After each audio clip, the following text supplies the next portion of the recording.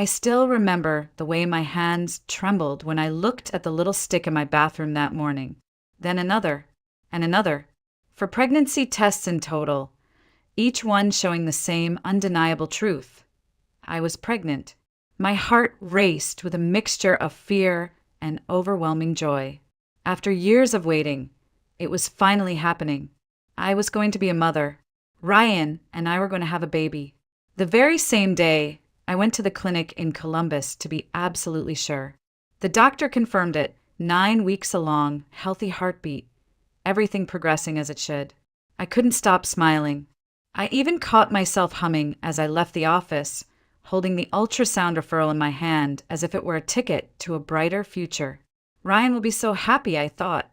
He had always talked about family in vague terms, never with urgency, but I believed deep down he wanted this too.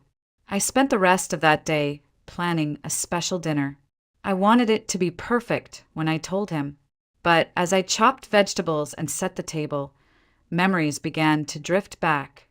Memories that had been sleeping for years but never truly gone. Back in high school, there was Daniel Hayes.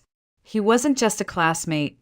He was my closest friend, my shield, my constant shadow. Daniel was tall, broad-shouldered, the kind of boy who could silence bullies with a single look. And he did often for my sake.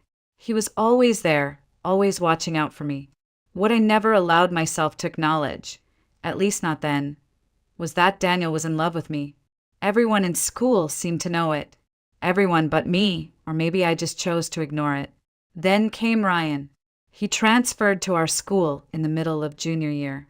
He was charming, confident in a way that drew people in instantly. All the girls noticed him, and I was no exception. There was something about his smile that felt like a secret meant only for me. Before long, we were inseparable. Daniel tried to hide it, but I could see the way his jaw tightened whenever Ryan walked into the room. He never said it directly, but the message was always there in his eyes. Ryan isn't who you think he is. I didn't want to hear it. I didn't want to believe that the boy who made me feel so alive might have darker motives. Daniel's warnings only made me defensive. If he really cared about me, I thought, why couldn't he just be happy for me? There was one night, though, that I'll never forget. After a school event, Ryan and I were walking through the park when a group of older boys cornered us. They shoved Ryan to the ground, sneering, ready to take things further. My heart pounded in my throat, and before I could even scream, Daniel appeared out of nowhere. He fought them off with a ferocity I'd never seen, sending them scattering into the dark. I rushed to Ryan, grateful he wasn't badly hurt, but instead of thanking Daniel, Ryan brushed him off with irritation. He hated the idea of being saved, especially by someone he saw as a rival. Daniel stood there, bruised and breathing heavily, and for the first time I saw the truth in his eyes. Anger, yes, but also something purer. He wasn't angry at me. He was angry because he saw what I refused to see. Ryan wasn't a protector. He wasn't selfless. He only thought of himself. Back then I pushed the thought away. I told myself Daniel was just jealous, that he didn't understand how much Ryan and I loved each other. But as I set the table in my small kitchen years later, smiling at the thought of Ryan becoming a father, those old doubts stirred faintly inside me. I silenced them, of course. Tonight was about joy. Tonight was about sharing the news that would change our lives forever. Or at least that was what I believed. After high school, our paths seemed to spread in different directions, though I clung to the belief that Ryan and I were building something real. I had gone to beauty school in Columbus and started working as a stylist. It wasn't glamorous, but it was honest work, and I was proud to be standing on my own 2 feet. My dream was simple, to save enough to open my own little salon one day. Ryan, on the other hand, dreamed of stages and bright lights. He enrolled in a theater program, auditioned for plays, and spent countless hours chasing roles that never seemed to materialize. At first, I admired his passion, but reality crept in quickly. The rent still had to be paid, groceries had to be bought, bills piled up, and more often than not, it was my paycheck that kept us afloat. Ryan brushed it off.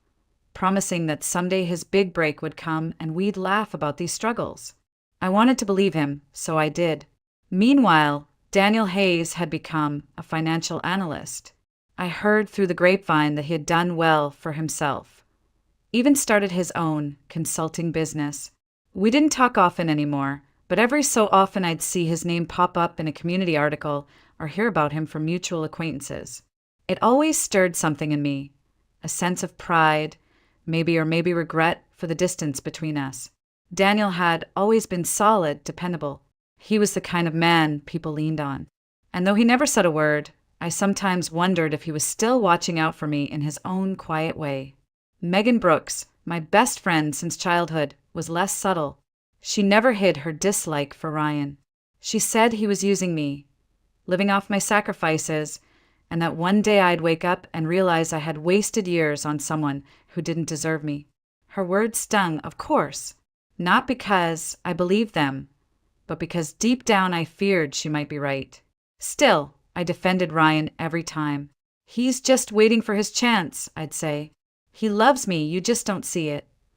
I needed her to believe it because I needed to believe it myself. One afternoon, I ran into Daniel by pure accident. I was leaving a store downtown when he appeared, looking almost exactly the same, but sharper somehow. More confident, more sure of himself. He smiled, and for a moment I felt 16 again. We talked for a while, catching up on the years gone by. He asked about my work, about my mother, about Megan. And then, with a careful look, he asked the question I had been avoiding for years. Why hasn't Ryan married you yet? I froze. My heart thudded in my chest. I muttered something about how marriage was just a piece of paper, how Ryan and I didn't need it to prove our love. Daniel didn't argue, but the silence between us said enough. He didn't believe me, and maybe I didn't either. That evening, when Ryan came home, I tried to bring it up gently. I asked him if he had ever thought about setting a date, about making things official. He laughed it off, kissed me quickly, and said we were fine the way we were. Why complicate things with a wedding right now? We've got other priorities, he told me. And then he changed the subject, just like that. I told myself not to be disappointed, but I was. For the first time, I saw it clearly. I was dreaming of a future, while Ryan was dodging responsibility. Megan's words echoed in my head. Daniel's question hung heavy in my chest. I wanted so badly to believe that Ryan loved me the way I loved him, but a shadow of doubt had already crept in. That night, I set the table with more care than I had in months. I laid out candles, his favorite pasta, even a bottle of wine to make it feel special. My hands shook with excitement. This wasn't just dinner. It was the moment I'd tell Ryan he was going to be a father. I pictured his face lighting up, imagined him sweeping me into his arms, maybe even talking about marriage at last. When he came home, I noticed immediately that something was off. His hair was messy, his shirt wrinkled, and as he pulled it over his head to shower before dinner, I saw it, red marks down his back. Long, unmistakable scratches. My heart stilled. What's that on your back? I asked, trying to sound casual though my chest was tight. He didn't even flinch. That? Probably from my costume at rehearsal. The buttons scratched me when I was changing. Nothing serious. He said it so smoothly, as if he had rehearsed the line. I wanted to press, to demand the truth, but instead I swallowed my suspicion. Maybe it really was nothing. Tonight was supposed to be happy. I refused to ruin it. We sat down to dinner, and after a few bites, I couldn't hold it in any longer. Ryan, I said, my voice trembling, I went to the doctor today. I'm pregnant. He froze, fork halfway to his mouth. His face went pale, his eyes darting away from mine. Pregnant? You're serious? Yes, I whispered, a small smile breaking through my nerves. 9 weeks.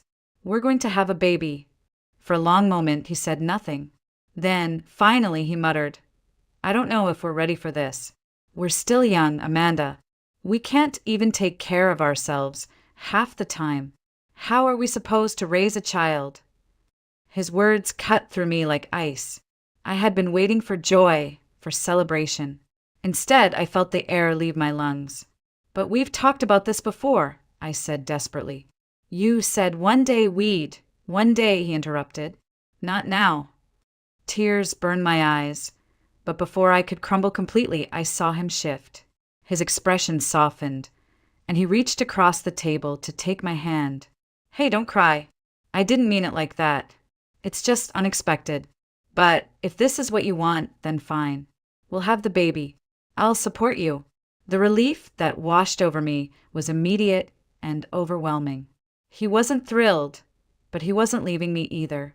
I convinced myself that this was just shock that he'd come around. I told myself he loved me, and that was enough. In the days that followed, Ryan played the role of the concerned partner almost too well. He insisted we avoid intimacy for the baby's sake, saying he didn't want to risk causing harm. At first, it touched me, proof, I thought, that he was willing to sacrifice for our child. But deep down, I felt the sting of rejection. The timing, the sudden distance. It gnawed at me in ways I didn't want to admit. When I shared the news with Megan, she listened quietly, her face unreadable. Then she said, "Amanda, don't you see what he's doing? He doesn't want to touch you because he's already getting what he wants somewhere else. Those scratches on his back. You really believe that button story?" I bristled, defensive. "Not everything has to be some big betrayal, Megan. He's just being careful. He loves this baby already. He loves me." She sighed, shaking her head. "I hope you're right. But to me, it looks like the same old Ryan. Selfish, dishonest, and using you to prop up his life." Her words lingered long after she left. I wanted to dismiss them, to wrap myself in the picture of a devoted father-to-be. I told myself Ryan was simply nervous, unprepared, but deep down I couldn't shake the feeling that Megan saw something I refused to see. Still, I clung to hope. I told myself love was enough, that Ryan would change once he held our child in his arms. And so I smiled through the doubt, convincing myself that everything would be fine. Not long after the shock of Ryan's initial reaction to my pregnancy, he surprised me with an idea that seemed, on the surface, thoughtful. One evening, as we sat in our small 2-bedroom apartment, he looked around with a critical eye. "You know," he began, his tone casual, "this place is fine for now, but once the baby comes, it's going to feel cramped. Don't you think we should start looking for something bigger? Maybe a 3-bedroom, somewhere closer to a park or a school?" At first, I hesitated. My grandfather had left me this apartment, a modest but cozy place in a good part of Columbus. It wasn't fancy, but it was mine.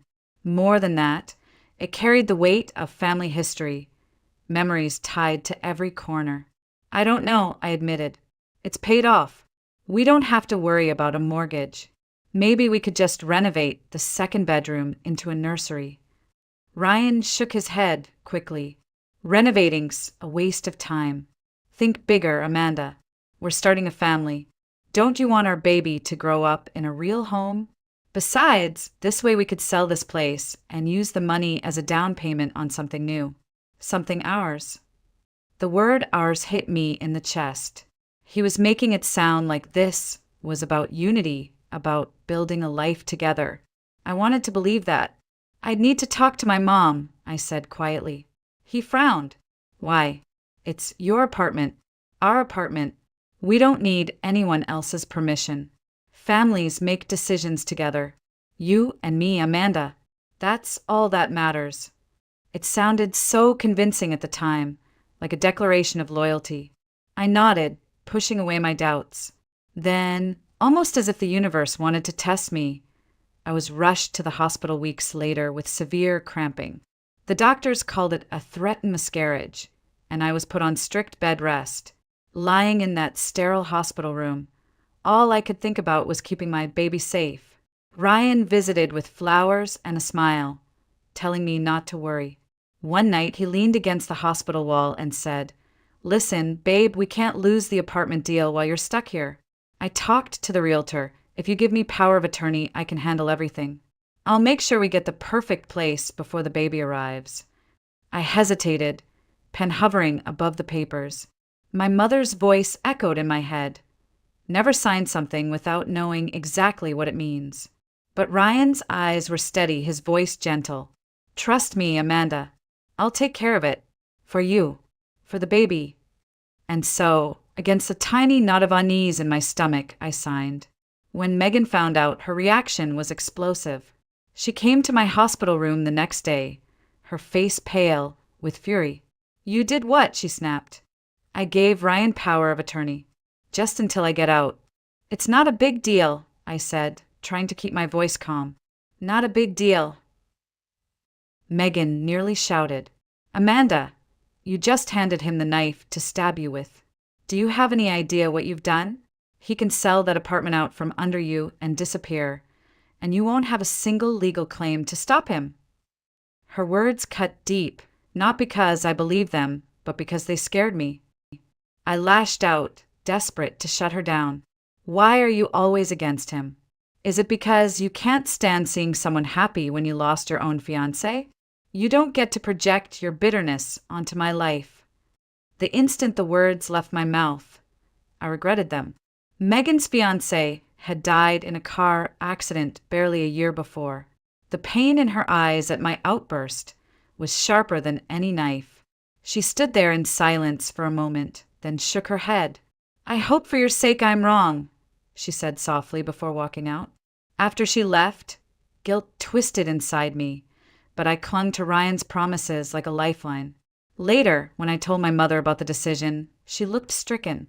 Amanda, are you sure you can trust him with something like this? That apartment was your grandfather's legacy. I forced a smile, though my throat ached. Mom, he's changing. He wants to build a future with me. You'll see. But her silence told me she wasn't convinced. And truth be told, neither was I. The new apartment was bigger, brighter, and closer to the park. On the surface, it seemed like the fresh start Ryan had promised. I told myself this was proof that he was growing up, finally taking responsibility as we prepared to welcome our child. Some evenings he'd bring me tea, rub my swollen feet, or place a protective hand on my belly as if to remind me he was present, committed. Those moments made my heart swell. I convinced myself Megan had been wrong, that my mother's doubts were unfounded. He's trying, I told myself. This is the man I always knew he could be. But the cracks never fully disappeared. Ryan still didn't hold a steady job. He bounced between auditions, complaining when he didn't land a part, blaming the industry instead of his own lack of effort.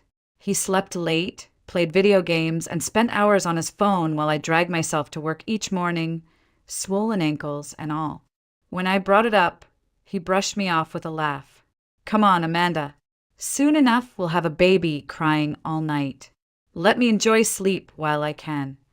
I smiled weakly, but inside I felt the growing weight of loneliness. My mother visited less often. She said she didn't want to argue, but her eyes always lingered on Ryan with quiet suspicion. Megan, meanwhile, stayed away entirely after our fight. We hadn't spoken in weeks, and the silence between us cut deeper than I liked to admit. So I clung to Ryan, even when he failed me. I told myself the baby would change everything, that once he held our child, he would transform into the husband and father I needed. I imagined family walks in the park, bedtime stories, Ryan kissing me on the forehead as we tucked our baby into the crib. Those dreams kept me moving forward, even when reality suggested otherwise. As the months passed, the due date crept closer. I was exhausted but excited. One afternoon at a prenatal checkup, a kind-looking older nurse with graying hair studied my chart while I sat nervously on the exam table. She glanced up and said, "Good thing you decided to keep the baby." I blinked, confused. What do you mean?" She gave me a small smile, almost as if she knew a secret. "When you were admitted a few months ago, the doctors said there were traces of certain herbs in your system. Dangerous ones, the kind some women use to end a pregnancy early. They said, you must have changed your mind. I think you did the right thing. Children are life's greatest blessing." My stomach turned to ice. Herbs? End a pregnancy? I shook my head quickly. No, that's not possible. I never took anything like that. Ever. The nurse frowned slightly, clearly puzzled. Well, that's what the test showed. Maybe you didn't know what you were drinking. Sometimes family remedies can be stronger than people realize. I could barely hear her after that. My mind reeled, racing back to those nights in the hospital, to the tea Ryan had brought me, to the way he urged me to rest while he handled everything with the apartment. Could it be? No. I forced the thought down. Ryan loved this baby. He had to, but a seed of doubt had been planted, and it sank its roots deep into my chest. On the way home, I pressed a hand to my belly, whispering to the life inside me, "You're safe. I won't let anything happen to you." Yet, even as I said the words, I couldn't shake the fear that someone else, someone I trusted, had already tried. I still remember the sterile smell of the delivery room, the blinding white lights, and the way time seemed to stretch into eternity as I clutched the sides of the bed, fighting through waves of pain. Hours blurred into each other until finally I heard that first cry, the cry I had been waiting for, the sound that split the world in two. My son was here, my Ethan. The doctor placed him gently in my arms, and I was overwhelmed with a love so fierce it felt like my chest would burst. His tiny fingers curled instinctively around mine, his skin warm, fragile, alive.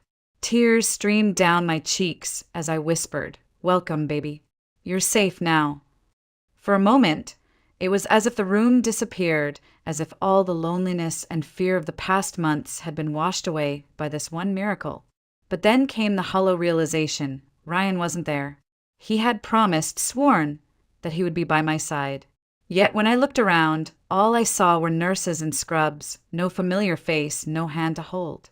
I told myself he must have been delayed, caught in traffic, maybe stuck with some last-minute work. I wanted to believe it, needed to believe it. Later, when they wheeled me into recovery, I asked the nurse if he had arrived. She shook her head gently, a look of pity in her eyes. I pressed my lips together, forcing a smile, and whispered, "He'll come tomorrow. He just couldn't make it in time." The next morning, he finally showed up. He strolled in with a bouquet of cheap flowers, his shirt wrinkled, his eyes slightly bloodshot. "Hey, babe," he said casually, as if he had just stepped in from the grocery store. He kissed my forehead quickly before peering down at Ethan. "So that's him, huh?" His tone was flat, almost mechanical. I tried to laugh it off. "Yes, that's our son. Isn't he beautiful?" I waited for some spark, some sign of pride or joy, but Ryan just shrugged. "He looks like a baby. I don't know, they all look the same at this age." His words pierced me deeper than he realized. But I stayed silent, convincing myself he was just overwhelmed, maybe nervous. Still, when Ethan started to fuss, Ryan handed him back to me almost immediately, saying he's hungry or something. You know what to do. By the third day, while I was still sore and struggling to move, Ryan announced he was going out just for a quick drink with the guys. I stared at him, disbelieving. "You're leaving? Now." He rolled his eyes. "Amanda, don't start. I've been here, haven't I? I just need a break. Don't be so dramatic." I wanted to scream, to beg him to stay, but instead I swallowed the lump in my throat and watched him walk away. The door clicked shut, leaving me alone with our newborn, tears slipping silently down my face. That night, as Ethan slept against my chest, I remembered Megan's warning.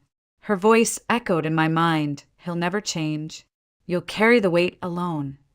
And for the first time, I felt the seed of doubt take root, spreading quietly in the cracks of my heart. The morning before my discharge, I sat by the hospital window, cradling my son in my arms. The world outside seemed quiet, covered in a veil of pale spring light, as if nothing had changed. But my world had already cracked.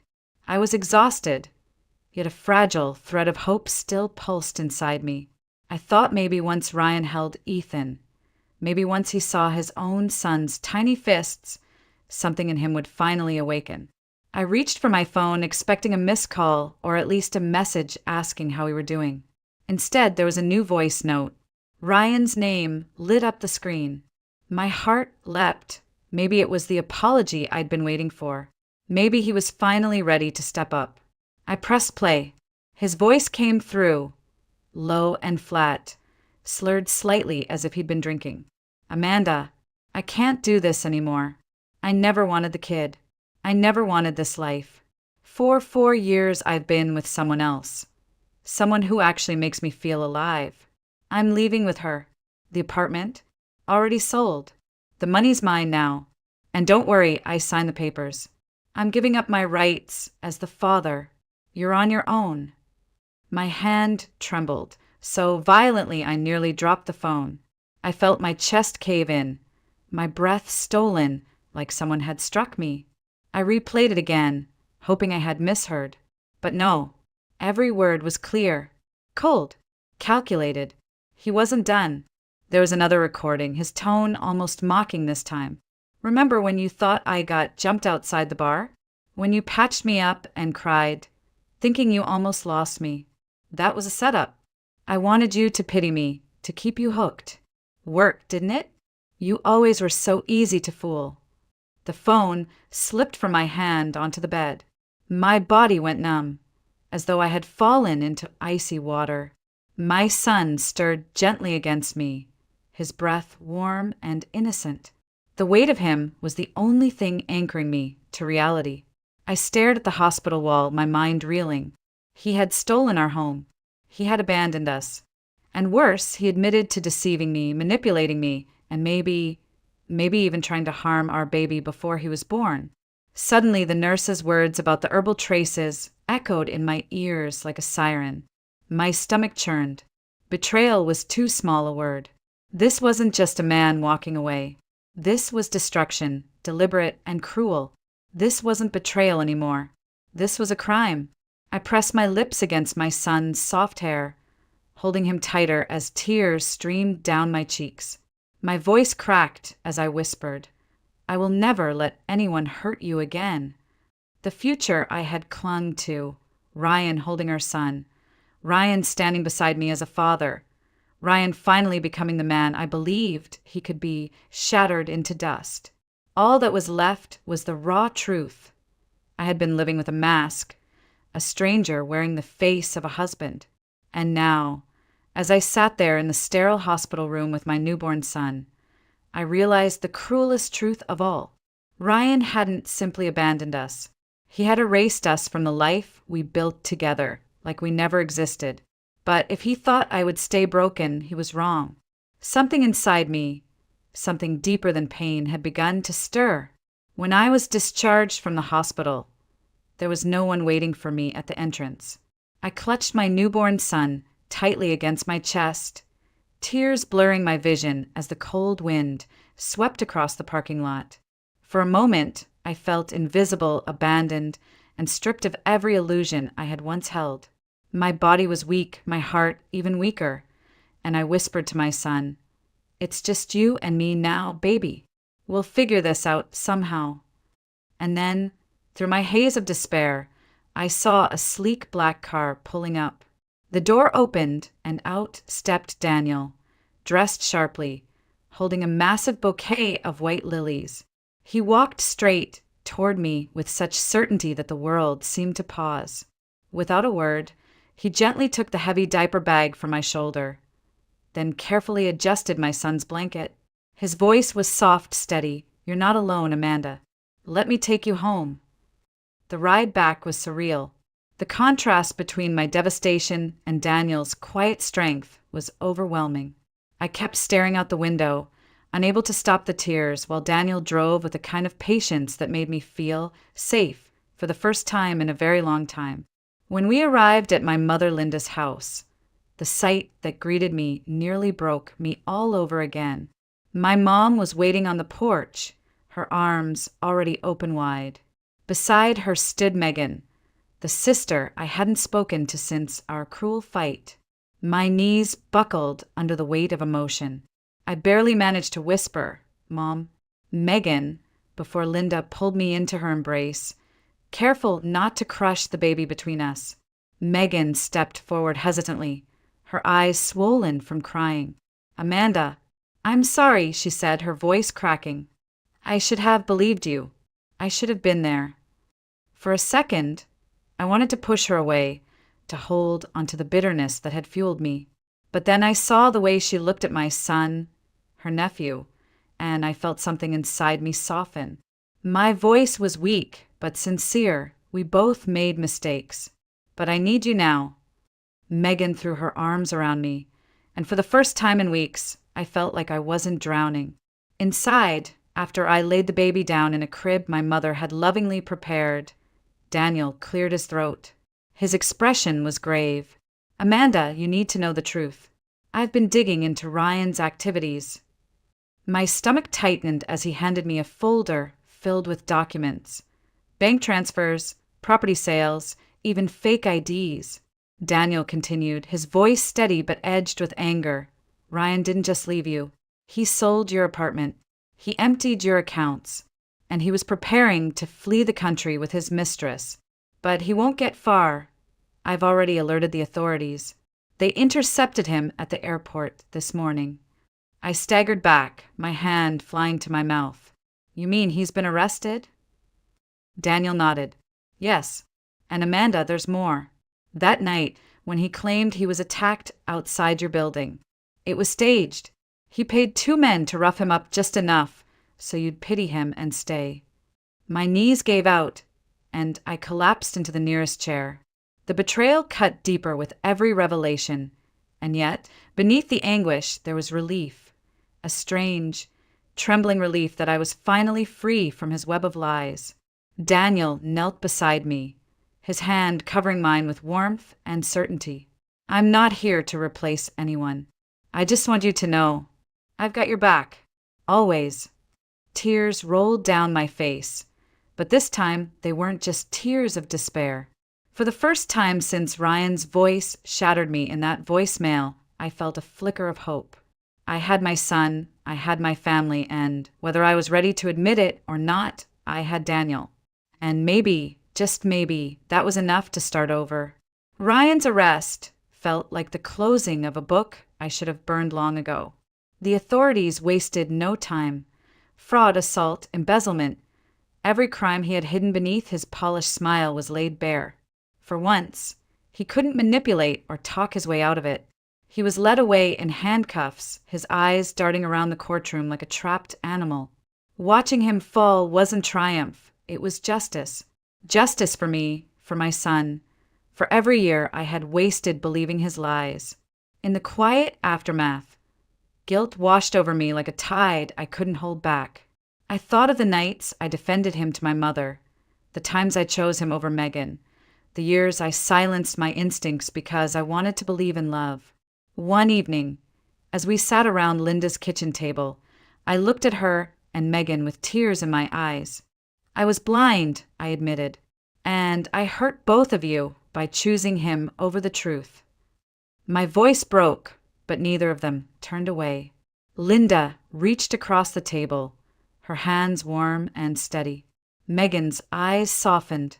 You don't have to apologize anymore, she whispered. You're here now. That's what matters. Their forgiveness was not only a relief, it was a lifeline. Days blurred into weeks, but instead of grief, my life began to fill with something I hadn't felt in years. Hope. Daniel was a constant presence, steady as the ground beneath me. He never tried to replace what I'd lost, never pushed his way in. Instead, he built a space where I felt safe again, where my son could grow up without shadows hanging over him. Then one afternoon, everything shifted. Daniel had asked me to step outside. The late sun painted the garden in gold. Linda and Megan were there too, sitting quietly as if they already knew what was about to happen. My heart raced. Daniel turned to me, his expression serious but tender, and then he went down on one knee. Amanda, he said, his voice steady but thick with emotion, you've been through storms that would have broken anyone else. But you're still here, stronger than ever. I don't want to just stand by your side. I want to build a life with you and with your son. Will you marry me? For a moment, I couldn't breathe. All the pain, all the betrayal, all the nights I thought I'd never recover. They condensed into a single tear that slipped down my cheek. "Yes," I whispered. Then louder, through trembling lips. "Yes." Daniel slipped the ring onto my finger, and the world seemed to exhale. Linda clapped a hand to her mouth. Megan grinned through her tears, and my son giggled in my arms as if he understood that something had shifted forever. That night, as I stood by the window with my baby cradled against me and Daniel's hand entwined with mine, I felt something I hadn't felt in years. Peace. My story was no longer about loss or betrayal or survival. It was about new beginnings. After everything, I finally found a home, a real family.